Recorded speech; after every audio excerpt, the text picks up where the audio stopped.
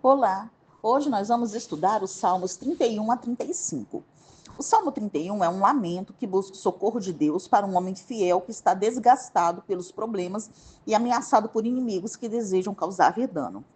Versículos 1 a 4 do Salmo 31. Castelo forte, cidade fortíssima, minha rocha, minha fortaleza, são expressões para refúgio, todas elas transmitindo a noção do Senhor Deus como fonte de segurança e proteção. Fortalezas eram locais de proteção contra inimigos. Rochas também simbolizam estabilidade, algo em que uma pessoa pode depositar sua confiança. O laço que armaram é metáfora para uma conspiração malévola. Versículo 5. As palavras de Davi, nas tuas mãos encomendo o meu espírito, demonstram sua completa confiança em Deus. Jesus proferiu esta frase quando estava à morte na cruz, a fim de demonstrar sua dependência absoluta do Pai. Espírito pode representar a pessoa como um todo ou a força vital que Deus dá a cada pessoa. Mãos significam posse ou controle. Essas palavras expressam fé em Deus e confiança na sua bondade até o fim. Versículo 6. Os ídolos são inúteis por serem resultantes da imaginação dos adoradores. O salmista confiava no Senhor, por ser este o Deus da verdade. Aqueles que são fiéis ao Senhor Deus e permanecem junto dele, devem aborrecer aquilo que ele aborrece. Versículos 7 e 8. Lugar espaçoso comunica a noção de ser resgatado de inimigos que estavam ao redor, cercando sem deixar saída. Versículos 9 e 10. Muitas vezes o sofrimento físico acompanha a dor emocional. Olhos consumidos, provavelmente de tanto chorar, e ossos que se consomem são expressões figuradas que descrevem a tristeza. A ideia adicional de minha iniquidade como sendo a causa, mostra a percepção comum de que o sofrimento é consequência de pecado. Embora isso seja verdade em termos universais e gerais, nem sempre é esse o caso em termos individuais e específicos. A mesma questão está envolvida na identificação do sofrimento com a ira de Deus. Versículos 11 e 13. Muitas vezes o sofrimento resulta não só em ser o opróbrio dos vizinhos, mas também em ser abandonado pelos amigos. Num sentido verdadeiro, inimigos e amigos não são facilmente diferenciados nessas horas. A expressão terror por todos os lados é uma maneira vívida de descrever que está cercado por inimigos. Versículos 14 a 16. Tu és o meu Deus, é uma confissão simples, mas fundamental, de que Davi estava em comunhão com Deus, segundo a aliança. Ao dizer, nas tuas mãos estão os meus dias, Davi expressou sua convicção de que todas as circunstâncias da vida estão sob o controle de Deus. O salmista sabia que Deus controlava a história em geral e a vida dele em particular.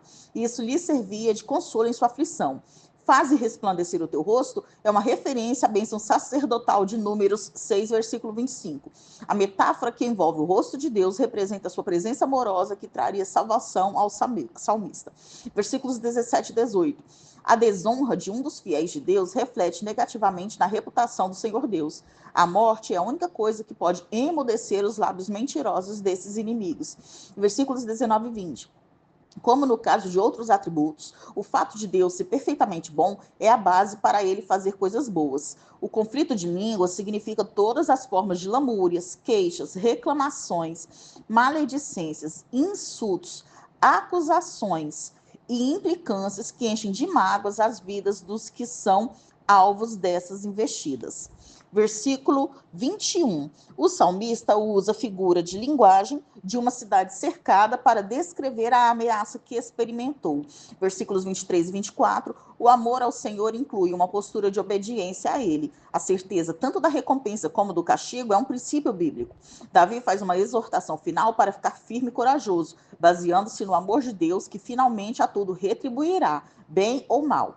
Agora nós vamos estudar o Salmo 32. O Salmo 32 é classificado como um hino de ação de graças, na qual os adoradores agradecem a Deus pela alegria de ter seus pecados perdoados. Versículos 1 e 2 do Salmo 32. Os termos iniquidade e pecado, junto com transgressão, são as três palavras-chave usadas no Antigo Testamento para a ocorrência do pecado, vendo-o como perversão, falha e rebelião, respectivamente. Versículos 3 e 4. Aqui Davi dá descrições vívidas dos efeitos físicos de seu estado impenitente, embora o pecado nem sempre tenha consequências físicas. A mão de Deus que pesava sobre o salmista representa a ira e o castigo de Deus. Quando Davi escondeu seu pecado e não admitiu a Deus, perdeu muitas coisas importantes em sua vida. A saúde, a paz de espírito, a felicidade e, acima de tudo, a bondade de Deus. Em lugar de tudo isso, ele sentiu culpa, aflição e severa punição de Deus. Versículo 5. Em contraste com o sofrimento nos versículos 3 e 4, a confissão do pecado traz alívio porque Deus perdoou a maldade do pecado, ou seja, tirou a culpa do pecado. Culpa não é um sentimento subjetivo, mas é estar sujeito à punição no sentido legal. Evidentemente, a intenção não é mera remoção de sentimentos relacionados com o pecado, visto que é Deus quem traz a convicção. O que é necessário é perdão. Versículos 6 e 7. Muitas águas representam a angústia ou desgraça esmagadora que o salmista estava enfrentando por causa do seu pecado. Tu és meu esconderijo, neste contexto, representa o livramento da culpa esmagadora ocasionada pela reação de Deus ao próprio pecado do salmista. Versículos 8 e 9. Esses versículos são uma sessão de sabedoria no Salmo, como é evidenciado pelos termos instruirei e ensinarei.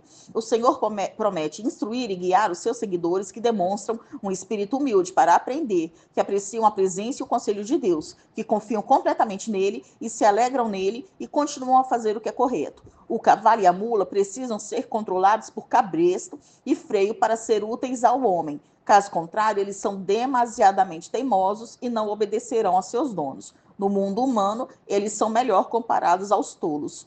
Versículos 10 e 11. Depois que o salmista confessou o seu pecado e experimentou o perdão, ele se tornou um veículo do louvor de Deus e convidou outros a fazerem o mesmo. Agora nós vamos estudar o Salmo 33. O Salmo 33 é um hino de louvor a Deus que criou todas as coisas, que governa todas as coisas segundo seus propósitos e que escolheu um povo para si pelo bem do mundo todo. Versículos 1 e 3 do Salmo 33. Aqui os justos e os retos são o povo de Deus, aqueles que receberam sua aliança e sua benignidade. Os instrumentos de cordas especificados aqui acompanham esse cântico de louvor. O cântico novo não precisa ser uma música recém-composta. Em vez disso, pode significar entoar essa canção em resposta a uma nova experiência com a graça de Deus. Versículo 4. Todas as palavras de Deus são verdadeiras e absolutamente confiáveis, porque, diferentemente do homem, Deus não mente, não se esquece, não muda suas leis, nem deixa de cumprir suas promessas. Versículo 5. Amar a justiça e o juízo significa praticar atos de justiça e juízo. Eles não são apenas atributos abstratos, mas envolvem ações voltadas para Deus ou para o seu povo. Versículos 6 a 9. Os versículos 6 a 9 ecoam o relato da criação, onde a cada passo da criação Deus falou e o que ele ordenou produziu seu efeito. No versículo 6, a menção a exército se refere aos corpos celestiais, como as estrelas, sol e lua. O ajuntamento das águas, no versículo 7, se refere ao ato inicial de Deus ao formar a terra e enchê-la com a separação das águas sobre a expansão e debaixo dela. O Senhor Deus é o Deus de toda a humanidade, portanto todos devem temê-lo. De fato, esse é o objetivo final do reino de Deus. Deus não é apenas o coordenador das forças naturais, é o Senhor da criação, o Deus Todo-Poderoso. Por isso devemos reverenciá-lo em tudo que fazemos. Versículos 10 e 12. Estes versículos estabelecem um contraste entre os planos das nações e os planos de Deus. O Deus que criou o mundo também o governa de acordo com seus propósitos. No relato da criação, os propósitos do Senhor sempre prevalecem. O mesmo acontece após a criação. Não existe poder capaz de se opor a Deus de forma bem-sucedida, porque todos eles derivam sua existência e poder de Deus.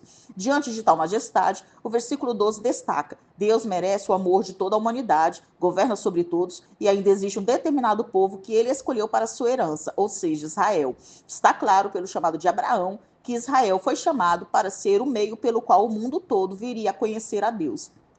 Versículos 13 a 15. A onisciência de Deus é descrita como Deus olhando, vendo e contemplando os moradores da terra. Embora a morada de Deus esteja nos céus, isso não significa que ele não se importa com o que acontece na terra, mesmo que as nações e os inimigos de Israel pensem isso. Além disso, Deus não apenas sabe o que está acontecendo, como também está ativamente envolvido nisso.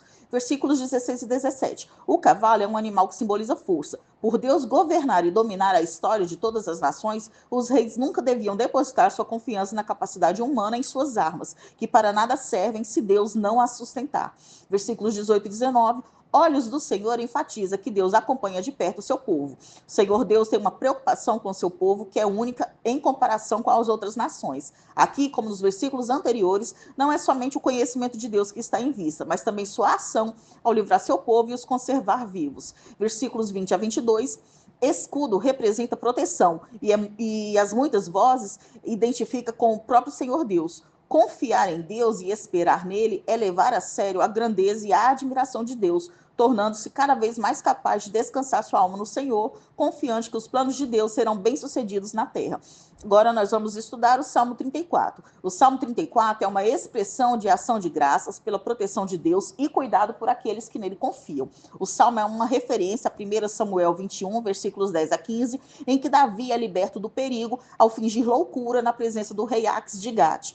Provavelmente o nome Abimeleque no Salmo é um título ou nome alternativo para o rei de Gate. Davi escapou por pouco e ele não leva o crédito pelo livramento, nem nega a importância de o fiel usar sua inteligência em situações de desespero. Versículos 1 a 3 do Salmo 34. Davi convida todos a louvarem ao Senhor. O louvor ideal a Deus é seu povo congregado e unindo suas vozes em gratidão a Ele. A ideia por trás de bendizer é dizer uma boa palavra a respeito de alguém. Quando Deus bendiz alguém, ele fala uma boa palavra para o bem-estar dessa pessoa. Quando um humano bendiz a Deus, ele fala uma boa palavra sobre a bondade e generosidade de Deus. Gloriar-se no Senhor é saber quem Deus é e o que ele faz, tendo um conhecimento pessoal dele e uma experiência de confiança nele. Versículo 5. Os que olham para o Senhor ficam radiantes com sua luz. Essa iluminação reflete a alegria da presença revelada de Deus, enquanto o senso da retirada de Deus nos traz as trevas da vergonha. Versículo 6. O salmista se sentiu aflito, já que não tinha forças para salvar a si mesmo e necessitava do Senhor. Versículo 7. O anjo do Senhor, nesse caso, provavelmente é uma referência à multidão de anjos do céu. Eles são seres celestiais enviados para servir a favor daqueles que hão de herdar a salvação. Deus encarregou seus anjos de proteger e livrar o seu povo de danos físicos e espirituais. Versículos 8 a 10. O verbo provem, no versículo 8, que no Antigo Testamento é geralmente usado no sentido literal, é aqui uma metáfora para a experiência pessoal. O verbo vejam reforça a ideia. Parafraseando, seria como dizer: vem experimentar uma relação com o Senhor e confira com seus próprios olhos como ele é bom. Os santos, no versículo 9, são aqueles a quem Deus consagrou para si, ou seja, seu povo. Eles deveriam viver de forma santa em resposta à sua bondade. Uma vida santa é reconhecida por tratar bem aos outros. Os leõezinhos, no versículo 10, são os fortes e implacáveis que nem sempre obtêm aquilo que querem, mas ao povo de Deus nada falta daquilo que é bom para eles. Versículos 11 a 14. Davi introduz seu sermão sobre o temor do Senhor. A língua e os lábios e todo o nosso ser tem de participar deste temor, que nos ensina a evitar o mal. Versículo 15. Os olhos representam o fato de que Deus sempre está nos vendo. Nossa atitude perante o mal determina a atitude de Deus conosco. Versículo 18. As expressões coração quebrantado e espírito oprimido referem-se ao orgulho e à teimosia no coração de alguém que está sendo humilhado. Quem adora a si mesmo, o arrogante e pretensioso, nunca pode adorar a Deus. Para converter-se, é preciso passar por um profundo quebrantamento do eu. Versículos 19 e 20. Ossos quebrados são geralmente símbolos de sofrimento físico e de opressão. Deus guarda os seus desses perigos. Versículos 21 e 22, contrasta-se a sorte final dos ímpios com as dos fiéis. Tendem fé em Deus, vivem na sua luz, amando-o e fazendo sua obra, os quais depois da morte são promovidos a um serviço melhor, uma adoração mais pura e alegrias eternas e verdadeiras. Agora nós vamos estudar o Salmo 35. Este salmo é um lamento da parte de alguém cuja vida estava sendo ameaçada. Este salmo usa uma linguagem própria de guerra, bem como uma linguagem jurídica. Por duas vezes o salmo chega a um clímax com a figura do oferecimento de um voto de louvor. Versículos 1 a 3 do Salmo 35. Com a figura do combate, o salmo abre pedindo que Deus assuma a causa do salmista. Davi pede que Deus faça uso de armas ofensivas e defensivas em prol de seu servo. Na angústia e na dúvida provocadas pela opressão, Davi deseja uma garantia da parte de Deus. Versículos 4 a 6. A palha era a sobra da debulha de grãos, fácil de espalhar e incapaz de resistir. Anjo do Senhor é usado às vezes no contexto militar como aquele que luta por Israel. Davi clama pela derrota completa dos seus inimigos, que não são somente inimigos pessoais, mas também inimigos do povo de Deus e, portanto, da sua missão.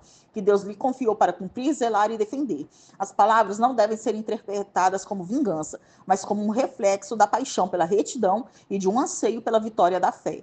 Versículo 7. Os ataques do inimigo, tanto do ponto de vista da aliança como legal, eram infundados. Versículo 8. As más intenções do inimigo voltam-se contra ele mesmo. A sua maldade torna-se em condenação, um tema frequente nos profetas. Se escavarem uma cova para alguém, eles mesmos cairão ali. Versículos 9 e 10. Esses versículos antecipam a segura vitória de Deus. Ossos geralmente representam o sofrimento. Neste caso, o termo é usado para representar a pessoa inteira, mas ele enfatiza que o Senhor Deus protege o seu povo do sofrimento. Necessitado é geralmente paralelo a pobre e é usado para fazer a ligação entre pobreza e opressão. O salmo aguarda com ansiedade a alegria e gratidão que se seguirão quando a oração for respondida. Versículos 11 a 14. Um grande contraste é traçado entre a atitude do salmista dentro da aliança feita e a de seu aliado. Testemunhas que fossem pegas mentindo em suas acusações deviam receber o castigo que planejavam para o acusado. A partir deste contexto, fica claro que suas acusações eram infundadas. O salmista não fizera mal algum àqueles que agora o atacavam. Pelo contrário, ativa e sacrificialmente buscava o bem-estar deles. Então, Davi aprendeu a apresentar tal problema a Deus, a quem deu louvores até no meio da sua aflição.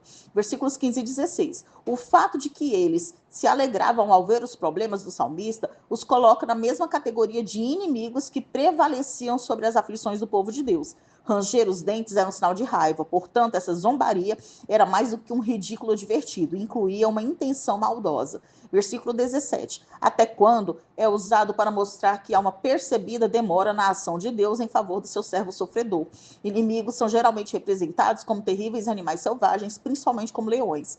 Versículos 19 a 21. O Salmo, de novo, fala mais sobre os perseguidores.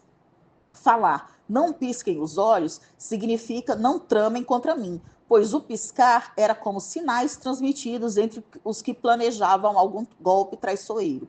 Eles tramavam particularmente contra os pacíficos da terra, expressão que descreve aqueles que são fiéis ao Senhor Deus, uma vez que Deus prometeu dar paz na terra ao seu povo, quanto este lhe obedecesse.